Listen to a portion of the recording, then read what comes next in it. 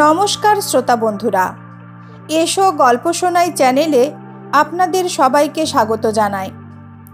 আজ আপনারা শুনবেন হিমাদ্রি কিশোর দাশগুপ্ত রচিত অলৌকিক উপন্যাস জলঙ্গির অন্ধকারের ঊনবিংশতম পর্ব। উপন্যাস পাঠ শুরু করার আগে আপনাদের মনে করিয়ে দিই যে আগের পর্বে আমরা কি জেনেছি। আগের পর্বে আমরা জানলাম মিস্টার খাস্তগির মল্লারকে শ্মশানের গর্ত থেকে উদ্ধার করে এবং আমরা জানতে পারলাম মিস্টার খাস্তগিরের আসল পরিচয়। তিনি আসলে এনআইএ অর্থাৎ কেন্দ্রীয় তদন্তকারী সংস্থার একজন সিনিয়র অফিসার। বাংলাদেশের সীমান্তবর্তী এলাকায় শিশু পাচারকারীর দল খুবই সক্রিয়। মিস্টার খাস্তগির তার সহযোগীদের নিয়ে এই শিশু পাচারকারীদের ধরার জন্য তদন্তে নেমেছেন। এরপর মিস্টার খাস্তগির মল্লার ও তার সহকর্মীদের নিয়ে গভীর রাতে শ্মশানে গেলেন তমসাময় ও সোহমকে ধরার জন্য। চলুন তাহলে আজ শুনে নিই এই উপন্যাসে দূর এগোই। শুরু করছি অন্ধকারের ঊনবিংশতম পর্ব। খাস্তগির এরপর তমসাময়ের উদ্দেশ্যে বললেন, ঠিক আছে, এখানে দাঁড়িয়ে থেকে আর লাভ নেই, আগে আশ্রমে চলুন, ছেলেগুলোকে ডাকুন। তমসাময় বললেন, আমার সম্বন্ধে যখন আপনাদের প্রধান অভিযোগ, তখন না হয় আমিই যাচ্ছি আপনাদের সঙ্গে। সোহমবাবু আর ছেলেরা এখানেই না হয় থাকুক।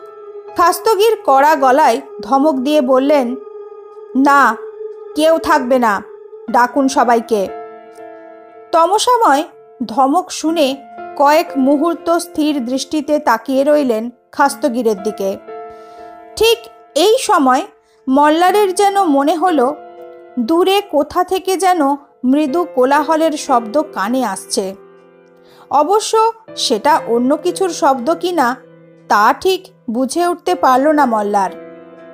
তমসাময় চারপাশে একবার তাকালেন, তারপর ছেলেগুলোর উদ্দেশ্যে বললেন, নবজীবন, সঞ্জীবন, তোমরা সবাই এখানে এসো। তার কথা শুনে ছেলেগুলো যে যেখানে ছিল তারা সে জায়গা ছেড়ে এগিয়ে এসে দাঁড়ালো মল্লারদের সামনে। তমসাময় তাকালেন তাদের দিকে, তারপর বললেন, এরা তোমাদের ধরে নিয়ে যেতে এসেছেন, যাবে তোমরা? মল্লার খেয়াল করল ছেলেদের দলের মধ্যে সেই নতুন বাচ্চাটা নেই। পাছে কেউ দেখে ফেলে সেই আশঙ্কায় হয়তো ছেলেটাকে আশ্রমের বাইরে আনা হয়নি। সেই কোলাহলের শব্দটা যেন এবার মল্লারের কানে এলো। কুয়াশার মধ্যে দূরের কোনো কিছু দেখা না গেলেও সেটা যেন আশ্রমের দিক থেকেই আসছে। একসঙ্গে বহু মানুষের গলার শব্দ। সে শব্দ এবার যেন খাস্তগিরের কানেও গেল। তিনি একবার তাকালেন আশ্রমের দিকে। তমসাময় বাচ্চা ছেলেগুলোকে আবারও প্রশ্ন করলেন, যাবে তোমরা? দ্বিতীয়বার প্রশ্ন শুনে ছেলেগুলো কয়েক মুহূর্তের জন্য দু হাতে নিজেদের মাথা চেপে ধরল, এমনকি সোহমও, ঠিক যেমন সে নিজের মাথা চেপে ধরেছিল মল্লার আর চূর্ণির সঙ্গে ঘরে ঢোকার পর। আর এরপরই একটা ঘটনা ঘটল। ঠিক বাঁদরেরা যেমন লাফ দেয়, ঠিক তেমনি ছেলেগুলো মাটি থেকে স্প্রিংয়ের মতো লাফিয়ে উঠে ঝাঁপ দিল খাস্তগিরের লোকজনদের গলা ঘাড় লক্ষ্য করে। খাস্তগির রিভলভার বার করলেন ঠিকই, কিন্তু সঞ্জীবন নামের ছেলেটা লাফিয়ে বুকের কাছে গলা ধরে ঝুলতে থাকলো তার। বাচ্চা ছেলেগুলোর ওপর তো গুলি চালানো যায় না, তাই তিনি এক হাতে রিভলভার নিয়ে অন্য হাত দিয়ে ছেলেটাকে গলা থেকে নামাবার চেষ্টা করতে লাগলেন। মুহূর্তর মধ্যেই চূড়ান্ত গোলযোগ, ধস্তাধস্তি শুরু হলো চারপাশে। খাস্তগিরের সহযোগীদের অনেকেরই কাছেই সরকারি অস্ত্র আছে, কিন্তু খাস্তগিরের মতোই ছোট ছেলেদের ওপর তা প্রয়োগ করতে অক্ষম। তারা দু হাত দিয়ে ছেলেগুলোকে শরীর থেকে নামাবার চেষ্টা করতে লাগলো, কিন্তু বাচ্চাদের ওই ছোট ছোট হাতগুলোতে যেন আসুরিক শক্তি। সেই হাত চেপে বসতে লাগলো খাস্তগিরের সঙ্গীদের গলাতে। টাল সামলাতে না পেরে তাদের দু একজন মাটিতে পড়ে গেল। আর এই ঘটনার মধ্যেই আশ্রমের দিক থেকে ভেসে আসা কোলাহল তীব্র রূপ ধারণ করল। স্পষ্ট শোনা যাচ্ছে সেই শব্দ, যেন বহু মানুষ সেখানে সমবেত হয়ে চিৎকার করছে। মল্লারের দিকে একটা ছেলে ছুটে আসতেই সে ব্যাপারটা অনুমান করে নিমেষে একপাশে সরে গেল। বাচ্চা ছেলেটা লাফ দিল ঠিকই, কিন্তু মল্লার সরে যাওয়াতে সে লক্ষ্যভ্রষ্ট হয়ে বাতাসে উড়ে গিয়ে মাটিতে মুখ থুবড়ে পড়ল। আশ্রমের দিক থেকে আসা সম্মিলিত জনতার চিৎকার আর শ্মশানে ঘটে চলা ঘটনার শব্দে জলঙ্গির পাড়ে রাতের নিস্তব্ধতা খান খান হয়ে যেতে লাগলো। শিয়ালের দল আতঙ্কিত হয়ে কোন দিকে পালাবে তা বুঝতে না পেরে এদিক ওদিক ছোটাছুটি করতে লাগলো। মল্লার এরপর নিজে বাঁচার জন্য ছুটল অগ্নিকুণ্ডর দিকে। যদি একটা জ্বলন্ত কাঠ বাগিয়ে ধরে তা দিয়ে আত্মরক্ষা করা যায় সেজন্য। মল্লার ছুটে গিয়ে একটা জ্বলন্ত কাঠ তুলে নিল ঠিকই, কিন্তু সে ফিরে দাঁড়িয়েই দেখল তার কয়েক হাত তফাতে সোহম এসে দাঁড়িয়েছে। তার হাতে একটা খাঁড়া। বলি দেবার জন্য খাঁড়াটা এনে এখানেই কোথাও রাখা হয়েছিল, যেটা মল্লাররা খেয়াল করেনি। অগ্নিকুণ্ডর লাল আভাতে ভয়ঙ্কর হয়ে উঠেছে সোহমের মুখ। চোখে জেগে আছে আদিম হিংস্রতা। এ মুখ যেন কোনো মানুষের হতে পারে না। মল্লারের প্রতি তীব্র ঘৃণা যেন ঝরে পড়ছে তার মুখমণ্ডলে। মল্লারকে কোনো কথা বলার সুযোগ না দিয়ে সোহম তার খাড়াটা চালালো মল্লারকে লক্ষ্য করে। মল্লার তার হাতে ধরা কাঠটা দিয়ে খাড়ার আঘাত প্রতিহত করল ঠিকই, কিন্তু সেই খাড়া আর কাঠের সংঘর্ষের অভিঘাতে মাটিতে ছিটকে পড়ল মল্লার। জ্বলন্ত কাঠটাও খসে পড়ল তার হাত থেকে। খাস্তগির আর তার সঙ্গীরা তখন ছেলেগুলোর হাত থেকে আত্মরক্ষায় ব্যস্ত। কেউ কেউ মাটিতে পড়ে গিয়ে ক্ষুদ্র ক্ষুদ্র হাতের দানবীয় নিষ্পেষণে গোঙাচ্ছে। মল্লারকে বাঁচাবার জন্য কেউ নেই। সোহম আবারও এগিয়ে আসতে লাগলো মল্লারের দিকে। বিস্ফারিত চোখে তার দিকে তাকিয়ে মল্লার। মাথার ওপরের আকাশটা কেমন যেন লাল মনে হচ্ছে। সেই লাল আকাশের নিচে মল্লারের কাছে এসে দাঁড়ালো সোহম। মল্লার এবার যেন সাক্ষাৎ প্রত্যক্ষ করতে পারল তার মৃত্যুকে। মল্লারের দেহটাকে দু টুকরো করে ফেলার জন্য তাকে লক্ষ্য করে খাড়াটা দুহাতে মাথার ওপর তুলল সোহম। আতঙ্কে হিম হয়ে গেছে মল্লারের শরীর। গলা দিয়ে কোনো শব্দ বেরোলো না তার। 1 সেকেন্ড, 2 সেকেন্ড, এই বুঝি খাড়াটা নেমে এলো মল্লারের ওপর। কিন্তু এরপরই মল্লার খেয়াল করল সোহম যেন টলতে শুরু করেছে। খাড়াটা যেন সে ঠিক ধরে রাখতে পারছে না। হ্যাঁ, সে টলছে। আর এরপরই খাড়াটা সোহমের মাথার পেছন দিকে কাত হতে হতে তার হাত থেকে খসে পড়ল। সেটা পড়ে যাবার পর সোহম থরথর করে হাঁটু মুড়ে মাটিতে বসে পড়ল। তারপর মাটিতে গড়িয়ে পড়ল। মল্লারের চোখের সামনে কয়েকবার মোচড় দিয়ে স্থির হয়ে গেল সোহমের দেহটা। আতঙ্ক কাটিয়ে উঠে বসতে আরও বেশ কিছু মুহূর্ত সময় নিল মল্লার। তখন তার চারদিকে অনেকেই মাটি থেকে উঠে দাঁড়িয়েছে। সোহমের হাত থেকে যেমন খাড়াটা খসে পড়েছিল, তেমন বাচ্চাদের হাতগুলোও হঠাৎই ছেড়ে দিয়েছে লোকগুলোর গলা। তাদের দেহগুলো খসে পড়ে সোহমের মতো মোচড় খেয়ে স্থির হয়ে গিয়েছে। খাস্তগির ছুটে এসে মল্লারের হাত ধরে টেনে মাটির ওপর দাঁড় করালেন। তিনি দুঁদে অফিসার। জীবনে নিশ্চয়ই ইতিপূর্বে অনেক ভয়ঙ্কর ঘটনার সাক্ষী হয়েছেন, কিন্তু এই অদ্ভুত বিস্ময়কর ঘটনাতে তাকেও যেন কেমন বিহ্বল দেখালো। তার একজন সহকর্মী এগিয়ে এসে সোহমকে সতর্কভাবে পরীক্ষা করে বলল, স্যার, এনার শরীরে তো প্রাণ নেই বলে মনে হচ্ছে। বাচ্চাগুলোরও একই অবস্থা। হঠাৎ সবাই একসঙ্গে হার্ট ফেল করলো নাকি? এ কিভাবে সম্ভব? খাস্তগির তার কথার জবাব না দিয়ে চারপাশে তাকিয়ে বলল, কিন্তু তমসাময় কোথায় গেল? সে মনে হয় পালিয়েছে, ধরতে হবে তাকে। সোহম আর বাচ্চাগুলো জীবিতই হোক বা মৃত, এদের হাতগুলো পিছমোড়া করে বেঁধে ফেলো। খাস্তগিরের সঙ্গীরা শক্ত নাইলনের ফিতে বার করে দ্রুত খাস্তগিরের নির্দেশ পালন করতে শুরু করলো। আর এতক্ষণ পরে খাস্তগির আরও একটা ব্যাপারেও আকৃষ্ট হলেন। তিনি বললেন, কিসের চিৎকার চেঁচামেচির শব্দ আসছে? ও কাদের শব্দ? নিজের প্রশ্নের জবাব তিনি পর মুহূর্তেই পেয়ে গেলেন। আকাশ যেন হঠাৎই আরও লাল হয়ে উঠল, অনেকটা দিনের মতো আলো। পাখির দল উড়তে শুরু করেছে আকাশে, আর সেই আলোর উৎস যেন তমসাময়ের আশ্রম। ব্যাপারটা অনুমান করে খাস্তগির বললেন, আগুন, আগুন! তমসাময়ের আশ্রমে মনে হয় আগুন লেগেছে, এখনই সেখানে যেতে হবে। মল্লার কথাটা শুনে বলে উঠল, হ্যাঁ, আগে ওখানে চলুন, চুনি হয়তো ওখানেই আছে। খাস্তগির কয়েকজন সঙ্গীকে সেখানে রেখে তাদের উদ্দেশ্যে বললেন, যদি কোনো ঘটনা ঘটে তবে এবার প্রাণ বাঁচাতে গুলি চালাতে দ্বিধা করবেন না।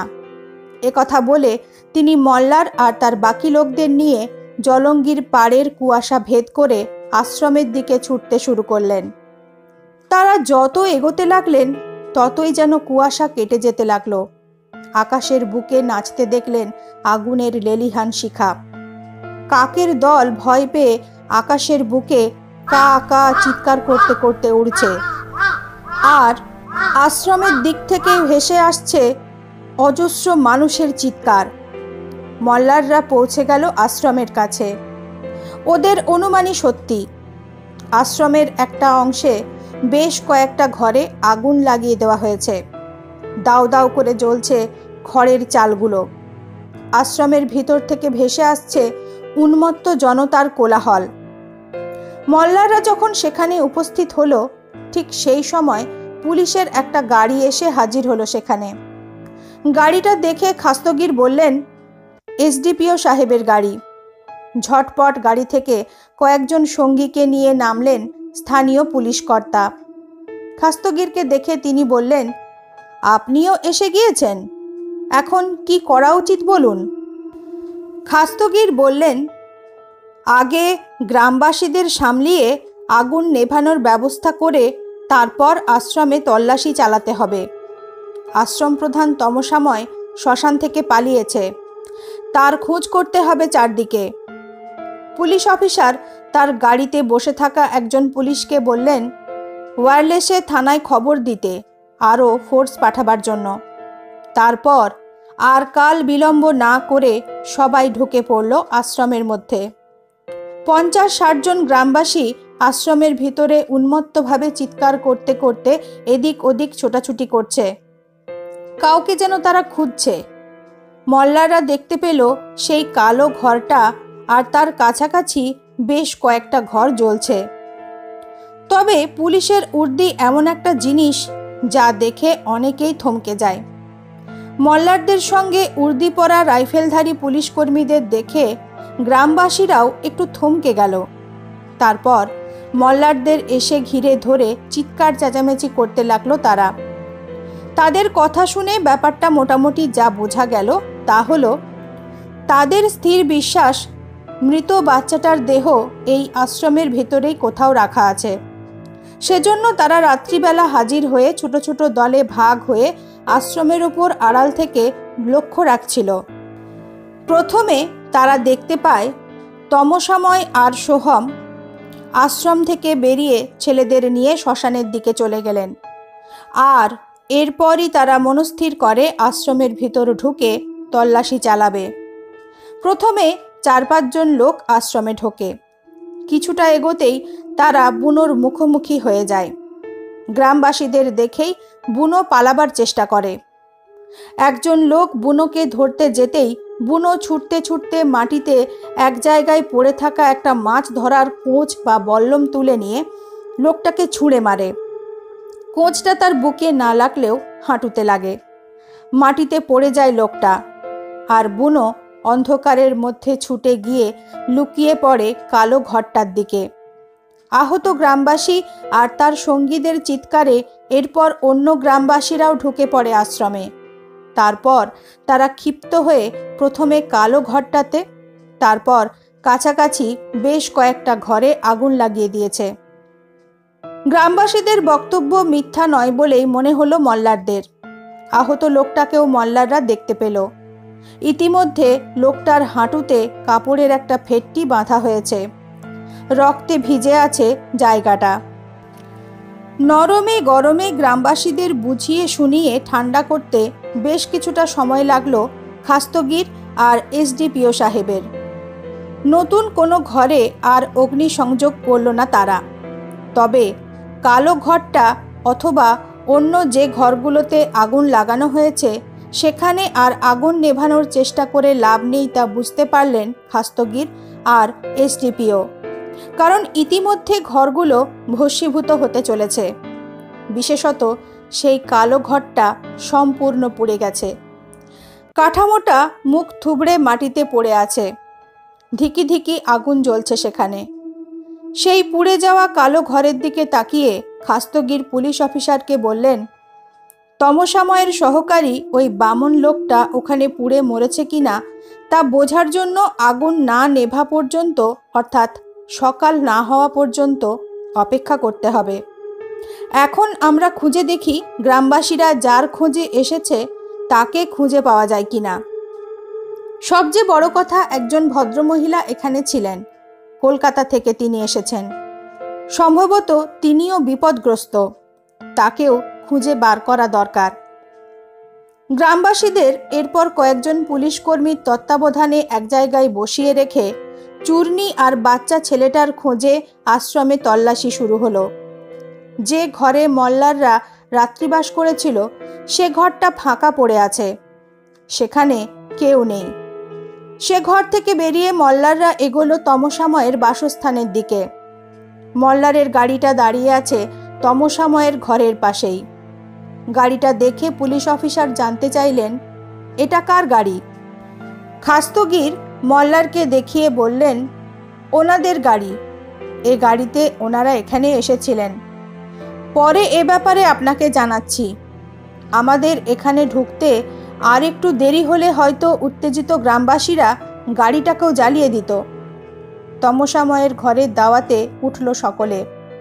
দরজার শিকল খোলা হলো। পুলিশের বেশ কয়েকটা জোরালো টর্চের আলোতে সে ঘরের অন্ধকার খান খান হয়ে গেল।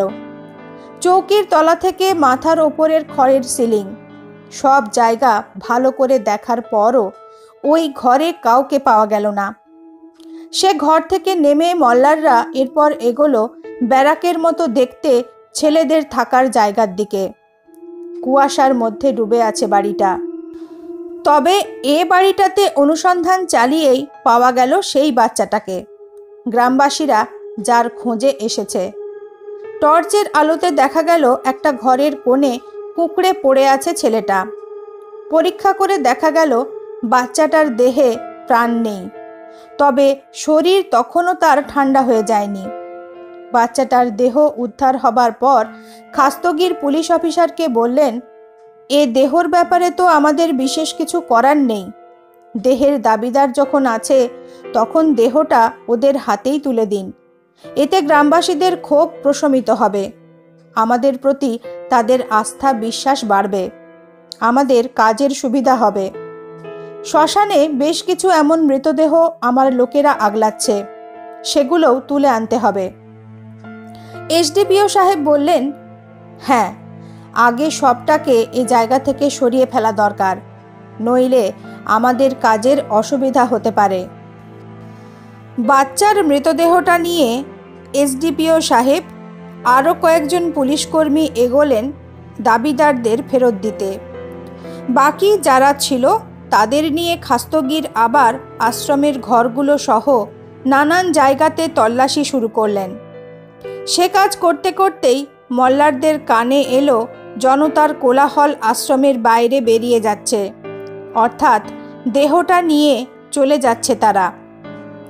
এসডিপিও সাহেব তার কাজ শেষ করে কিছুক্ষণের মধ্যে ফিরে এসে জানালেন, বাচ্চাটার মৃতদেহ নিয়ে গ্রামবাসীরা আশ্রম ছেড়ে রওনা দিয়েছে। আরও ফোর্স এসেছে।